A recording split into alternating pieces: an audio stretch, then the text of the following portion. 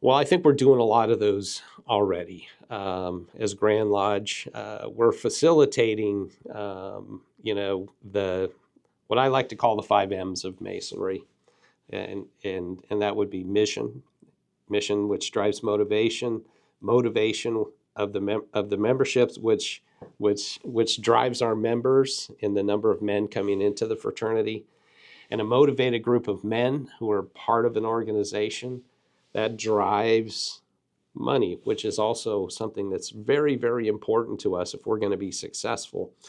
Our lodges need work. We need resource for the work that we have to do here.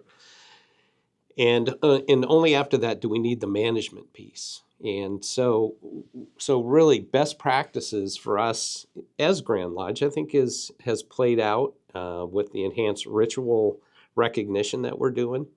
Because the way that we do change ourselves and change men that come into our fraternity is by getting that work inside of us through memorization. So incentivizing that best practice is huge for what we do. And actually, without that, we're not going to accomplish our mission. Lodge Liaison Program, which is something that we're doing through Washington Masonic Services. We're trying to put a liaison in each lodge so we can facilitate the communication between those in our lodges that need help and the entity, Washington Masonic Services, that we've established to facilitate that. We also have worked very hard to attract members who are not Masons to become Masons. And so we have, established a process for each of the districts and for lodges to take in contact and make sure that those men who are interested and who are of the caliber that we would like to have in our fraternity are given the opportunity that each and every one of us were given. So there's still work to be done, but we're doing a good job on a lot of fronts. From my understanding, it's like trying to build a temple. If we decide to build any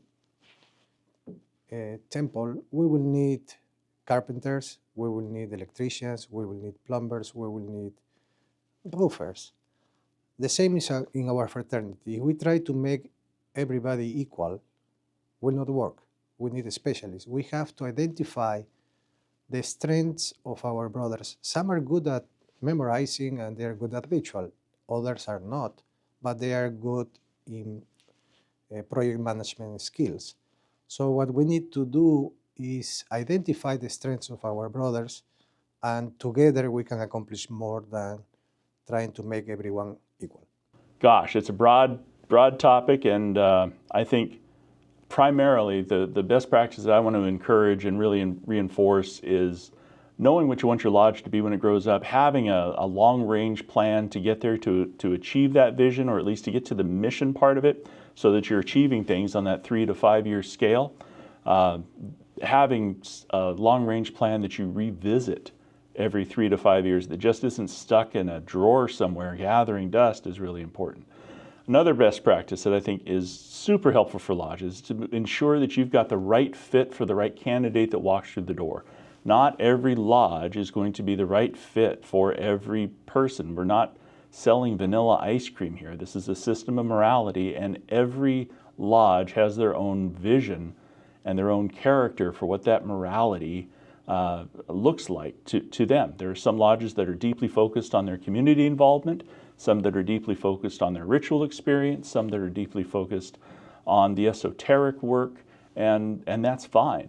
But not every person is a match for every type of lodge. And so I think a best practice is to encourage guys when they walk through that door, asking those questions to help them figure out which lodge would be a good fit for them. Because you really want, not only do we want to see Masonry continue to survive by gaining the membership that we need, we also want to see Masonry thrive by ensuring that we have guys that are interested in the craft and are willing to commit to it as a way of life for their lives. So that's also a best practice that I think we need to do. we should know the reputation of our lodges. I think that's important as well. We should undergo that period of self-examination. In Pierce County, we have a health district that puts placards in the windows of the restaurants that tells you whether or not they are good with their food safety or not so good with their food safety. And I've made dining decisions, taken my family out when I see that it looks like a Mr. Yuck sticker, if you guys remember those. It's either a smiling green face, which means that the establishment is clean and there are no issues, or it is a yellow meh face that says that there were some issues, or it is a red frowny face that says eat here at your own peril. I think lodges sort of have that same reputation when it comes to their ritual work, when it comes to what they do. People know if a lodge is struggling or if they're not struggling. Brothers know. I think it's good to understand as a best practice what the reputation of your lodge is and actively work if that's not what you want it to be.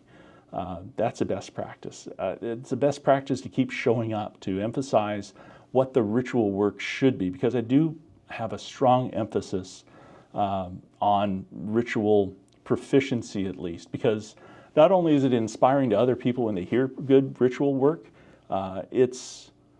it helps to cement those values inside of yourself so that you can make those right judgment calls because you've inculcated that system of morality inside your heart. So I think that's a best practice, is to continue a focus on ritual proficiency. Another best practice would be to have Masonic education at every meeting. It should be a feature that attracts people to your lodge, is that it's not just going to be a business meeting where you pay bills and go home. And it doesn't have to be a 90-minute dissertation, but it should be at least a 5 to 10 to 20-minute, whatever you can fit in, and have your members feel valuable so that they get something out of the meeting besides for paying the bills. So anyway, those are just some of the best practices I think that are helpful for lodges.